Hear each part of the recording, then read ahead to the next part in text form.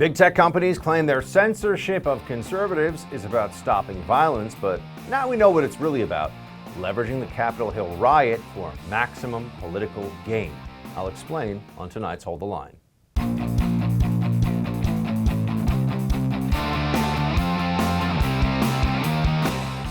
Welcome to Hold the Line. I'm Buck Sexton. So the tech oligarchs, Google, Apple, Amazon, were quick to turn their guns on PARLER following the disgraceful violence last week in Capitol Hill. But we're now learning that it was in fact Facebook, oh yes, that was largely used to organize the Capitol Hill riot. According to an article in the Washington Post, Facebook's chief operating officer, Sheryl Sandberg, sought to deflect blame from the social network in the days following the riot. Instead, she tried to pass blame to smaller services like, oh that's right, Parler and Gab. The article states, quote, "A growing body of evidence shows that Facebook played a much larger role than Sandberg suggested. The Stop the Steal hashtag was widely used on the service until Monday, when a search on Facebook reported that 128,000 people were talking about it, and in many cases, using it to coordinate for the rally." So let's be very clear, friends. It's starting to look like the conservative platforms here, the apps like Parler, were used as scapegoats. Meanwhile, Parler continues its legal battle against Amazon, who earlier this week removed the fledgling social network from its web hosting service. In its complaint, Parler accused Amazon of deplatforming them in order to benefit Twitter. The complaint reads, "When Twitter announced 2 evenings ago that it was permanently banning President Trump from its platform, conservative users began to flee Twitter en masse for Parler. The exodus was so large that the next day, Parler became the #1 free app downloaded from Apple's App Store. Amazon's decision to effectively terminate Parler's account is apparently motivated by political animus. It is also apparently designed to reduce competition in the microblogging services market to the benefit of Twitter." So let's all be very clear about this as we talk about censorship and what's really at issue here. This was never about public safety and stopping violence insofar as blocking Parler was going to achieve that, shutting it down. We all knew that Facebook has a far larger user base and was much more likely, just based on the numbers, to have played a large role as a platform in the coordination of the Capitol Hill riots. But now there's a problem, you see, because Amazon and Google and Twitter, these companies have all taken this posture that it's fine for them to shut down a conservative app like Parler. It's fine for them to pin this on them and therefore take action against them. Well, what are they going to do with Facebook? Why isn't the whole internet now trying to cancel Facebook, which would be a lot harder than Parler, as we know, because Facebook is a massive company that does now have mostly its own server farms and is engaged in a lot of public relations and government relations and has expensive lawyers. And so getting rid of Facebook would be challenging. I'm not saying it's not. But isn't that the standard that we've now set? Because they shut down Parler based upon the story that it was uniquely guilty of helping the mob attack Capitol Hill. Now we see Facebook actually was a much bigger part of that. Will Facebook see any consequences? No. They shut down Parler because it had become a place for conservatives to go, and the liberals don't just want to have their thumb on the scales of speech on their side. They want to put their elbow down. They want to crush the opposition in the realm of ideas. That's what this is about. But then there's something else. Parler might be actually an alternative to Twitter. So if Twitter works with and coordinates with other media companies, social media platforms, places like Amazon and Google. Google, of course, also owns YouTube and has tremendous reach all across the internet. If they all work together against a competitor, in this case Parler, there are laws against that. Laws that don't go away because of wokeness. Laws that social justice don't somehow nullify, although I'm sure the left would like to believe that's the case. So what happens now? There's a legal challenge. There should be a whole lot more. We have to fight against this kind of censorship in the courts. We also have to remember something else. This is all based on what is a lie, that Trump incited the mob. Here is what Trump actually said on January 6th before the attack, right before the attack on Capitol Hill. Play it. I know that everyone here will soon be marching over to the Capitol building to peacefully and patriotically make your voices heard. Today we will see whether Republicans stand strong for integrity of our elections, but whether or not they stand strong for our country. If that's incitement, then the Democrats and the left will be able to shut down any speech they don't like because it could incite people on the right. It could push people to... This is somebody who's saying straight up, be peaceful. Some individuals chose not to be peaceful, and they're saying that he is directly responsible for their actions. That's what incitement means in this context. That's what the Congress, the Democrats in the Congress and about 10 Republicans decided yesterday. This is appalling and it's wrong, but it's a reminder here that this is all about not just Trump, but his voters. And this is about power, and it's creating a one-party state for Democrats in the future. They want to leverage big government, which they're going to have, no question about it, with Biden and Harris coming into power and control in both the House and the Senate, and big corporations, notably some of the ones we've already seen, but a lot of Fortune 100, all the way up to Fortune 500 companies have taken very strong left-wing pro-Democrat stances recently. They want to crush the conservative movement. They want something more like a controlled opposition. They want people on the right of the American political spectrum who are polite losers, and that's their only real job. They're a kind of curiosity in American politics while the Democrats get to run everything. And they are using this riot of a few as a pretext to marginalize all Trump supporters and perhaps even to mobilize the force of the state against their political movement in the future. Wouldn't be the first time. We all recall what they did with the Russia collusion lies and the usage of the FBI and the Department of Justice to go after President Trump. We also remember during the Obama administration, which is increasingly looking like what we really have here with the Biden-Harris team. It's the Obama administration apparatus 2.0. They went after people who were part of the Tea Party by using the IRS. So this is not some crazy conspiracy idea.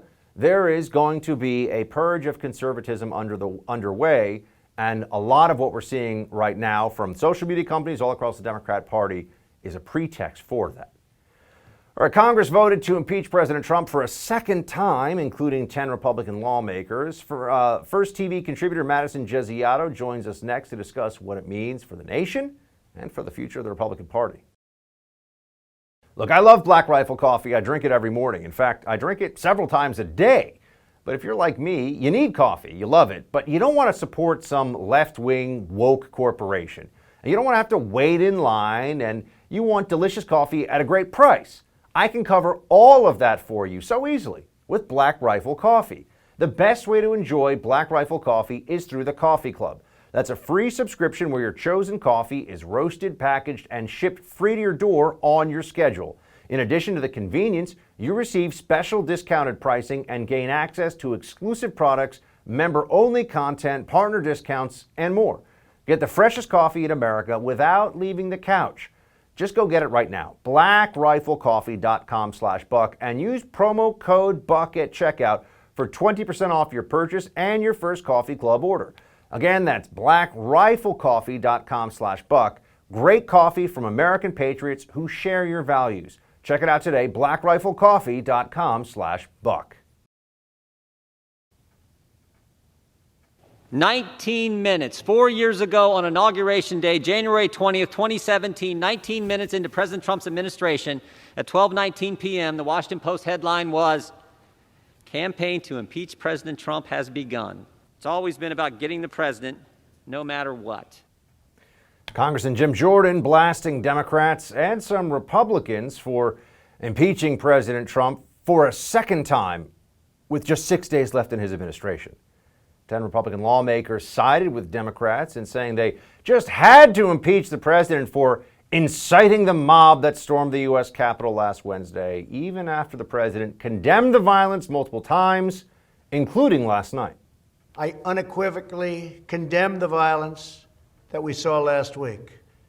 Violence and vandalism have absolutely no place in our country and no place in our movement. Mob violence goes against everything I believe in and everything our movement stands for.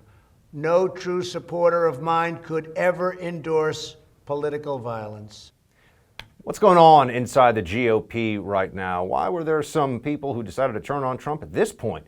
Let's bring in the first contributor, Madison Jasiato, to discuss. Madison, thanks. Great to see you. Good to be with you, Buck. So you're out in Ohio, and you also have a legal background for our visitors. We'll get into that in a moment. You're out in Ohio, and as you told me, you're in a district that is represented by one of the Republican votes for impeachment. So you would know what's going on with that individual. Tell us about the calculation you think that Anthony Gonzalez of Ohio, member of Congress, made to go against the president yesterday, because maybe we can extrapolate that more broadly. Well, I read the representative's statement last night saying he watched videos and was compelled to make this decision. He felt it was the right decision. However, I certainly don't agree with him as an attorney here in my hometown, growing up in this district. I don't think that his logic was sound. However, I also think it's going to hurt him very much going into his future political career, as I hear feedback from members, constituents here in Ohio and in Massillon, Canton, all across the state that are represented by the 16th District's congressmen. They're very fired up. They're very furious about the decision he made. And of course, being one of 12 Republican congressmen in the state, he was the only one to make this decision. Now, they brought this impeachment under the incitement to insurrection allegation. Just from a rule of law and legal perspective, what do you make of taking the president's words, which we played for everybody yesterday on the show? He said, "Go peacefully, have your voices heard," but they're still claiming that somehow that is direct incitement. And we have Supreme Court precedents. We have Brandenburg v. Ohio. This seems like a stretch to a lot of us, but what do you make of it? Well, and he directly in that speech called for people to, of course, protest in peace. The one line that many Democrats and some of these 10 Republicans are pulling out and going to in his speech was, if you don't fight like hell, you're not going to have a country anymore. I don't think that meant physical fighting like some are trying to claim. And of course, we also have to go back to the fact, and you were a former member of an intelligence community in the CIA here in the United States, and they're now coming out, the intelligence community, and saying there was intelligence that this was pre-planned. And of course, that being pre-planned before this speech was ever made. And so when you look at that Brandenburg v. Ohio ruling from 1969, and of course, for some that maybe weren't watching your show yesterday, the two requirements here are that the speech must be directed to inciting imminent lawless action, and of course that the speech must be likely to actually achieve that result. So speech advocating illegal conduct actually can be protected under the First Amendment unless it's likely to ultimately reach that imminent lawless action result that I mentioned. So many people don't realize that. And of course, when you look at the president's speech, you re-listen to that again. For those who maybe have only heard it once, you go back to those exact words. I think it's a very far stretch at best. And I don't think history will look kindly upon this moment in time, because I think what Congress has done is really changed the standard for impeachment. I think it'll be very hurtful to our country moving forward. Representative Kinzinger, who is a Republican, he spoke yesterday about why he voted for the second impeachment of this president in about a 12-month span. Here's what he said. It was not a hard decision. It was hard to go through with it because bottom line is you're impeaching a president a second time. It's never something that should be easily done. But I think the evidence was not something we had to go discover. It was brought right to us on the 6th. And I've been calling out conspiracy theories, particularly for the last year. And I've seen this foundation be developed. I've seen people not push back and bring light to darkness. And this was the culmination of it. It was not a difficult decision. Madison, what do you see as the goal here of the anti-Trump Republicans? I know it was on the screen, whatever we want to call them, people that have decided at this point, at this juncture, with days left in his presidency, to vote for impeachment and therefore put their stamp of approval on removal, which is also not going to happen. Even Mitch McConnell has said that. What are people like Kinzinger and Gonzalez, politicians like those two, among others, trying to accomplish? I think it's very simple. They're playing politics. They have one thing in mind, and it's themselves only. They're not looking at the good of their constituents, of the nation, and they're really not looking at the rule of law either. And you continue to look all across the country at many Congress people who have actually called for violence on many other occasions that remain in office, and it seemed to be no big deal at the time. Congresswoman from Massachusetts calling for unrest in the streets. Congresswoman Maxine Waters, of course, from California, in the video that we all know too well now, calling for opposers of the president to get in the face of those that support him and who have worked for him. We've seen this time and time again coming out of Congress, but nothing has been done. And so we see a hypocrisy and a double standard being set. And of course, there is a lot of splintering off of the Republican Party, a lot of factions of the party that are going to have to, fight against each other over the coming years to define and determine what the future of the Republican Party ultimate will be. And we have Representative Boebert, who is getting a lot of attention these days for a host of reasons, including her desire to want to exercise her Second Amendment rights and protect herself even in a federal building. She pointed out that this is actually further dividing the country at a time, the impeachment of the president, at a time when they also claim that they want unity. Here's what she said. The accountability for the left after encouraging and normalizing violence. Rather than actually helping American people in this time, we start impeachments that further divide our country. I call bullcrap when I hear the Democrats demanding unity. Sadly, they are only unified in hate. She's calling bullcrap, Madison. What do you think? I'm with her. I think it's very disingenuous when you see many people stepping up, calling for unity, that have done everything to prevent unity leading up to this point and continue to act and speak in a way which prevents unity. And of course, we have Congress members on both sides of the aisle that waited over 8 months to provide only $600 to many struggling Americans across this country, while providing millions and millions, billions of dollars to really what many view as unjust and unworthy causes. Much money, of course, tens of millions going to the Kennedy Center, which has been closed down. The list goes on, money going to gender programs in other countries. And of course, the point being that the people of the United States of America feel forgotten by Congress people on both sides of the aisle. And they really do want to see more unity when it comes to things getting done in Washington, D.C. that benefit them. Madison, thanks so much for sharing your opinions. Good to see you as always. Thanks, Buck. Thousands of National Guardsmen have been deployed to Washington, D.C. following the Capitol Hill riot, a scene the left seemingly would have decried just months ago during violent riots across the country. Whatever happened to militarization in the face of what's going on? That's what they were saying about that. So what changed? The answer in tonight's Buck Brief. I got a crash course in home title theft, and you better pray this crime never happens to you, because if it does, it can ruin you financially. Here's how the crime happens. The legal titles to our homes are kept online where they can be hacked. A cyber thief finds your home's title, forges your signature on a quitclaim deed stating you sold your home to him, and he takes out loans against your home until your equity is gone. You often won't even find out about this until the collection calls pour in and you're not protected by insurance, your bank, or common identity theft programs. Home Title Lock protects you.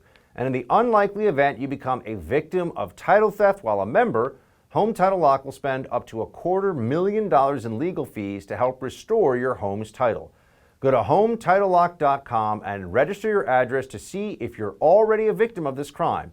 Then use code RADIO for 30 free days of protection. That's code RADIO at HomeTitleLock.com. One more time, HomeTitleLock.com.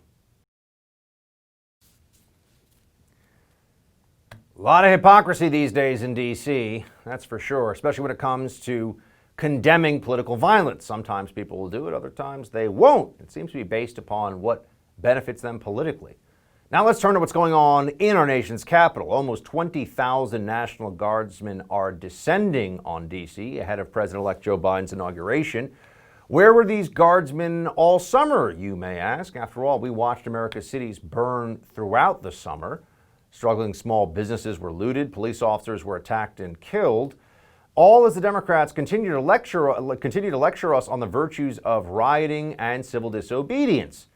Now, apparently, we have to sit back and just let them do what they want with this one. The only difference is that Democrats are masquerading as the champions of law and order. So what changed? Why are the Democrats so eager to turn the Capitol into a military installation with thousands of National Guardsmen at the ready? Let's examine their double standards here in tonight's Buck Brief.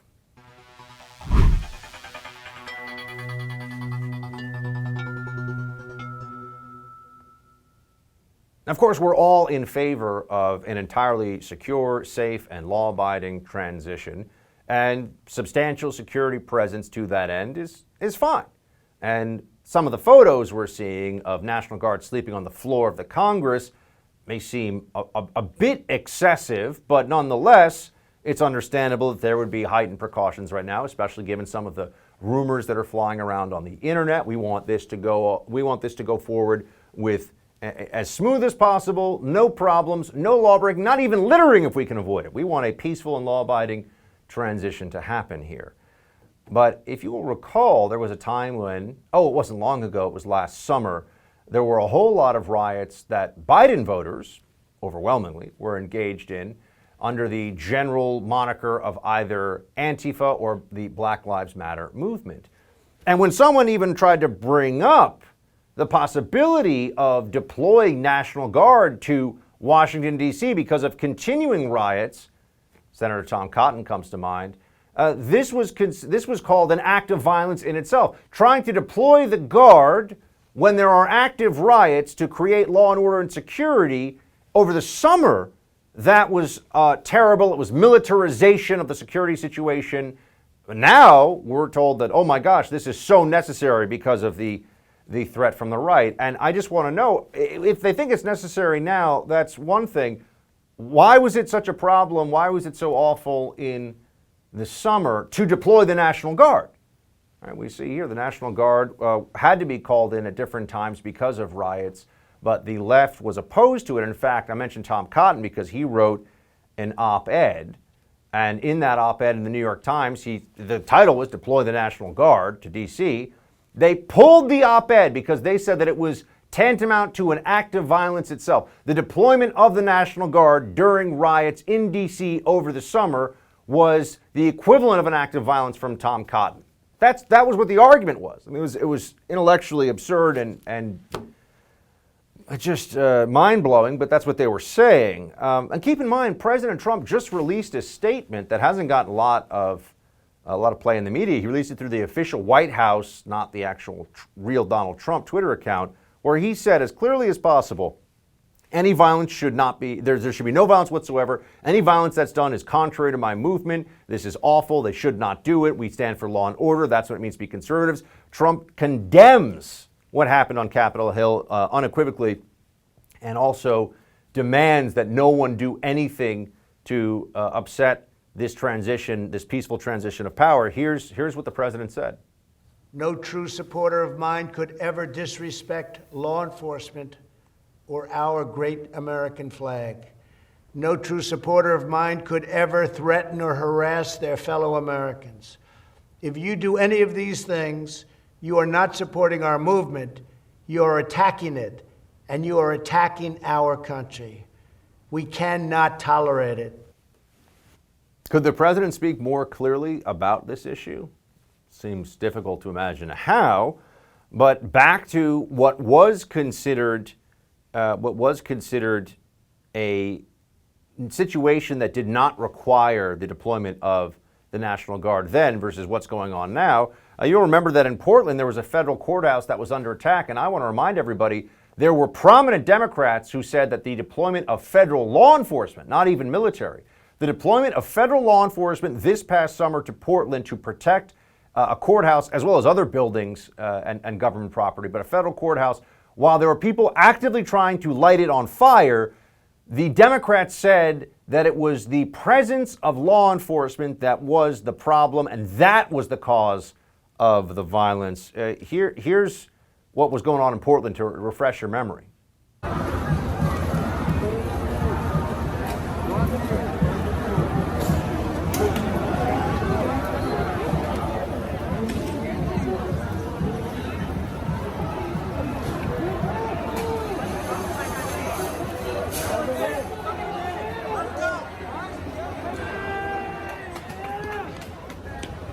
trying to burn down a federal courthouse. That's what they were doing.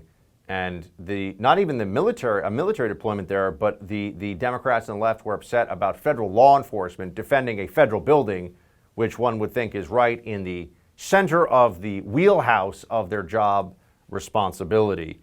But the amount of nonsense you'll hear from Democrats about all this, it is truly stunning. President-elect Biden continues to fill his cabinet with Obama-era retread. So what does it mean for the future of America's foreign policy? We're going to have more on that when we come back. Fellow patriots, MAGA CBD is a revolutionary American-made product that is safe for work, THC-free, and features patented NASA technology, making it the highest quality CBD oil on the market. Dedicated to providing the purest, most effective products on the market, MAGA CBD gives third-party testing results from industry-leading experts. MAGA CBD is 100% committed to customer satisfaction and product quality. Best of all, 10% of proceeds benefit veterans and first responders. Look, for me, MAGA CBD's really helped me sleep through the night and take a little bit of the edge off, something that I've struggled with in the past. You can also really feel and taste the difference when you try their apple pie flavored oil. What CBD product on the market could be more American? MAGA, NASA, apple pie. It's America at its finest. For your CBD needs, look no further than MAGA CBD. Learn more and order today at magacbd.org and save 10% with promo code BUCK. That's magacbd.org, promo code BUCK.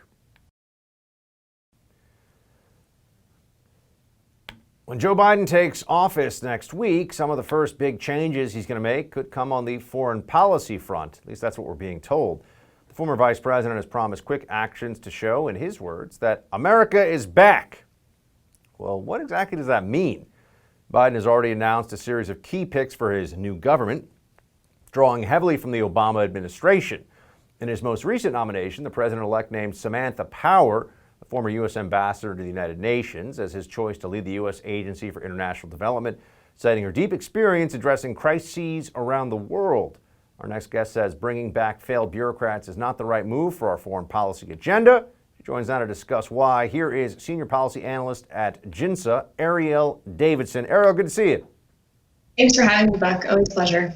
Let's start with Samantha Power, shall we? Because people that remember the Obama administration will certainly know that one of her great contributions involved a little regime change effort in Libya. But tell me, what do you think about Samantha Power as the head of USAID? What does this mean for our country?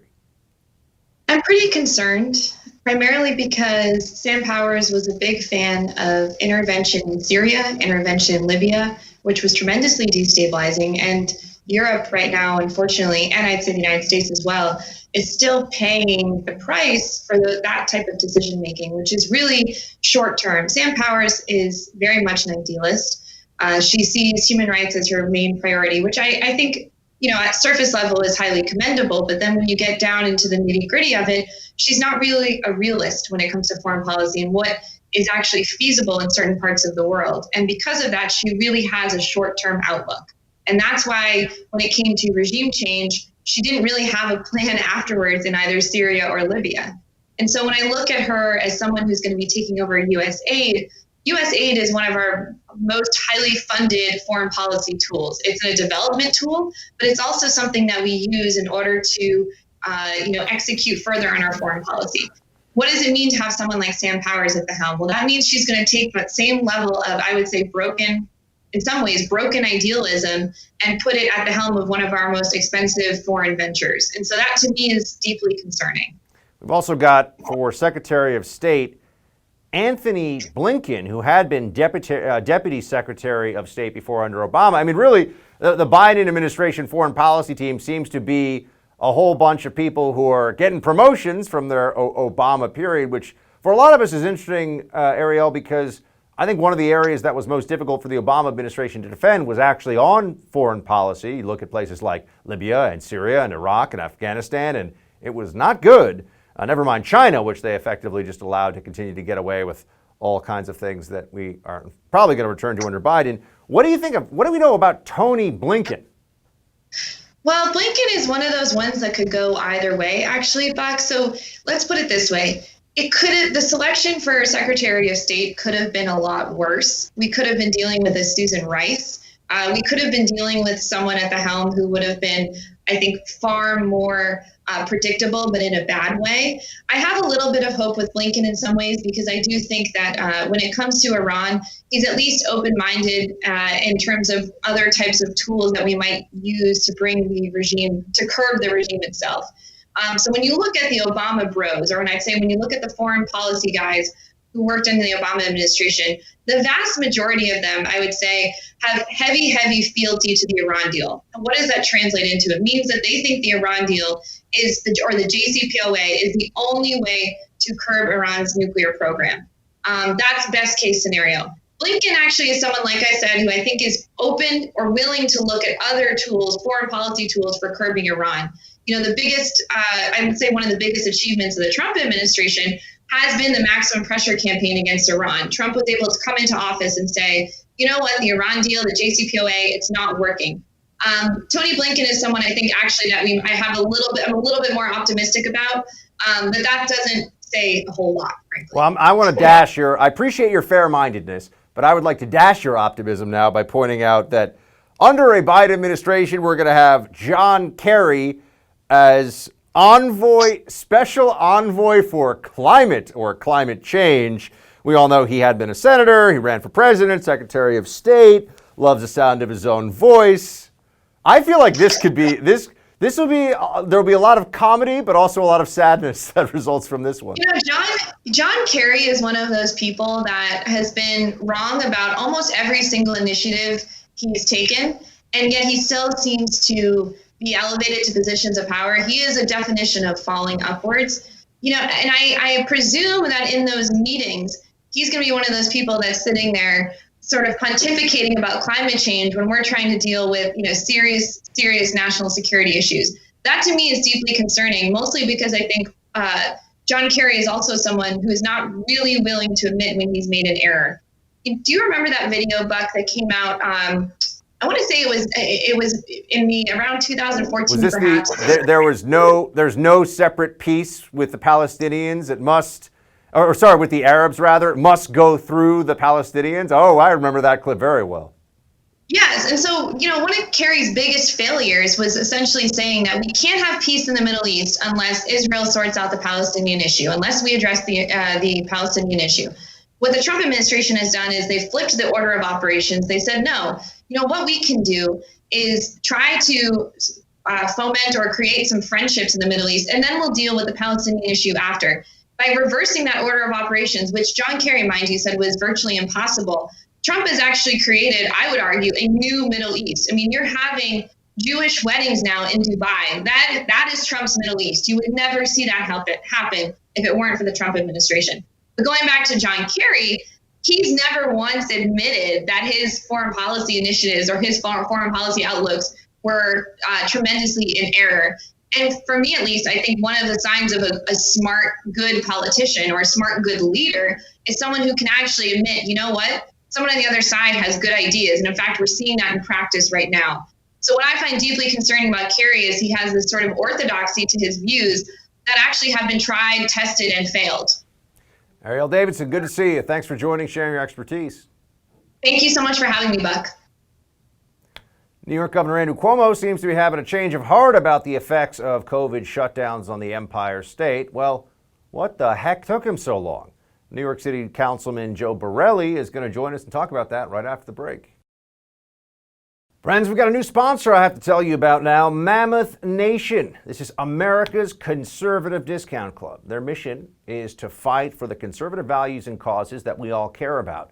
That includes conservative candidates, police, first responders, active military and veterans, American farmers and ranchers, the Second Amendment, and a whole lot more. The proceeds from your membership and purchases help support all of those great causes. It's better than a donation. In return for your patriotism, you get great discounts on things like hotels, shopping, wireless, prescriptions, telehealth, and more. Spend your money where it counts, where you can make a difference. I'm a lifetime member. You should become a lifetime member too. Join the fight. This is a great program and also a great deal.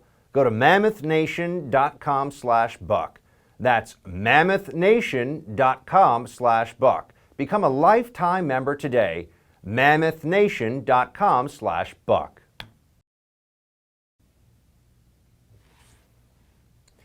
New York is America's largest city. It's financial, media, and cultural capital in many ways, but for how much longer? It seems like the Big Apple's entering a period of steep decline, one not seen since the 70s and 80s.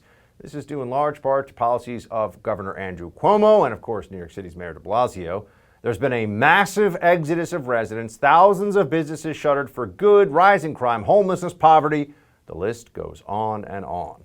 Where are the Democrat leaders in this city and state, you might ask? Well, they're too busy flip-flopping on their previously destructive policies or spending their time and energy trying to stick it to Donald Trump for his last few days in office. But take a look at what's really going on here, how this is affecting cities like New York, but cities all across the country and small businesses. We're joined by Joe Borelli. He is one of the lone Republicans on the New York City Council and a good man. Joe, appreciate you joining us. Thank you for having me. Thank you. So give us the latest here, because there's been a change in the tone and in the direction the last week or so.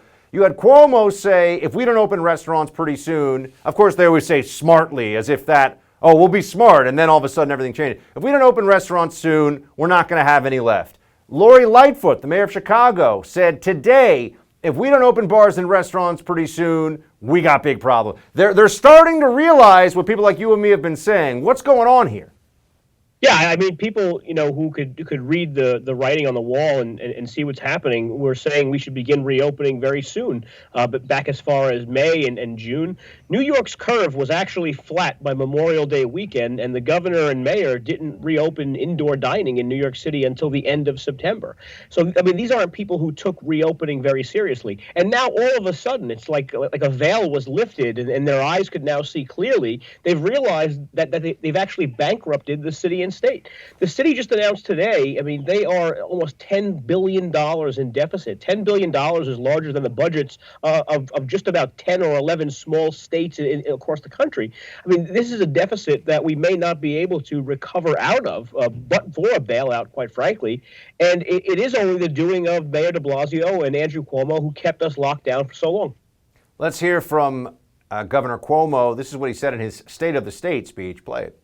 We must plan our economic resurgence. We simply cannot stay closed until the vaccine hits critical mass. The cost is too high. We will have nothing left to open. We must reopen the economy, but we must do it smartly and safely. I'm sorry, I thought that if you advocated for this, as I have, and I know you have, Joe, you're a heartless monster who only wants old people to die. You're not somebody that doesn't want to see millions of people lose their livelihood and have their life savings and their life's work destroyed. They didn't give you credit for that, right? It was always, oh, but now it shifts. Right.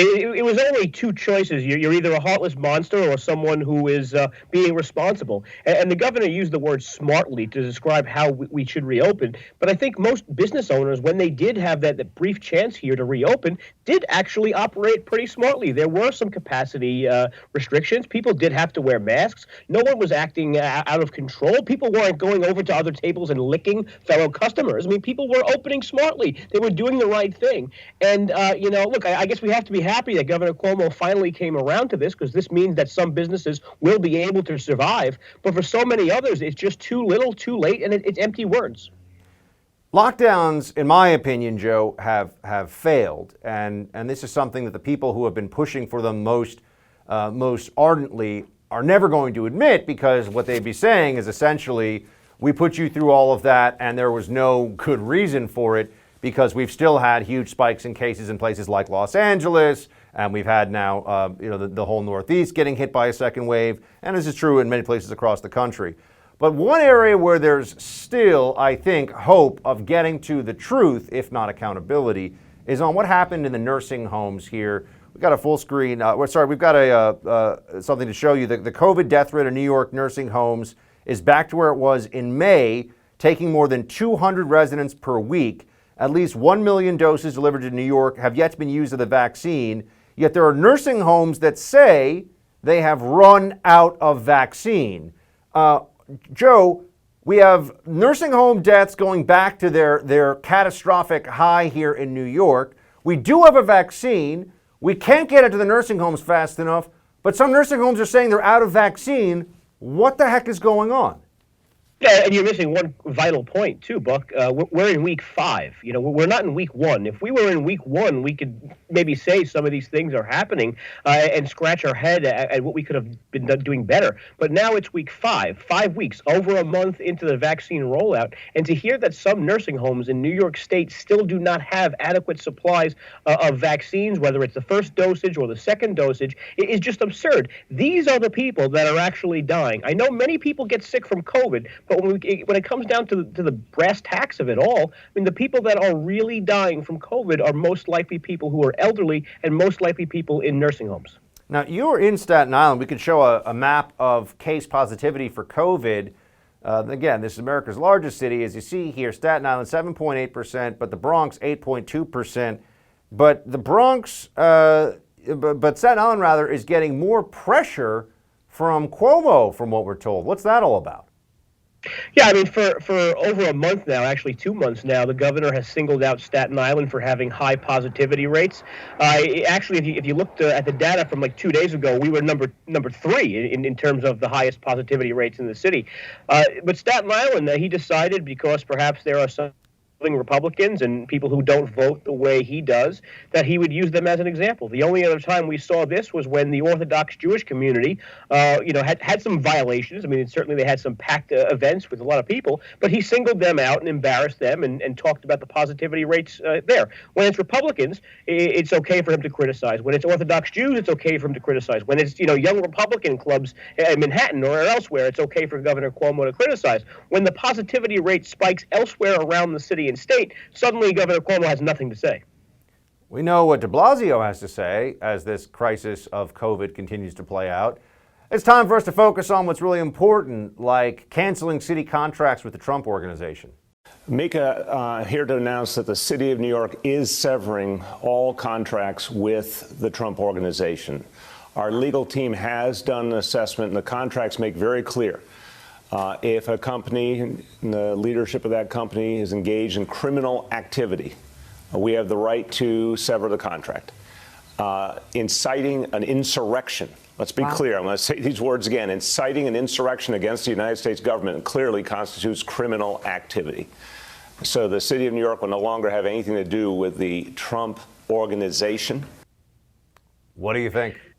Well, this is stupid for 3 reasons. Number one, Donald Trump no longer runs the Trump Organization, so this is actually not going to affect anyone named Donald Trump. It's not going to hit him in his pocketbook. It's not going to hit him where it hurts. It's not going to shame him because he doesn't actually run the Trump Organization anymore. Number two, 3 out of 4 of these contracts are complete virtue signaling.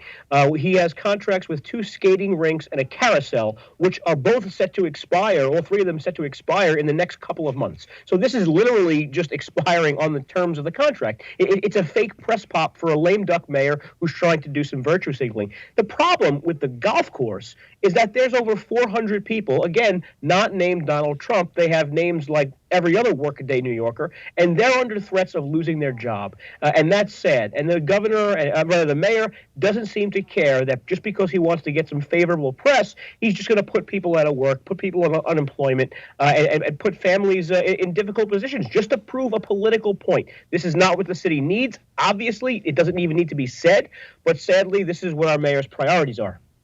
Joe Borelli, stand strong out there in Staten Island, my friend. Good to have you on. Thank you.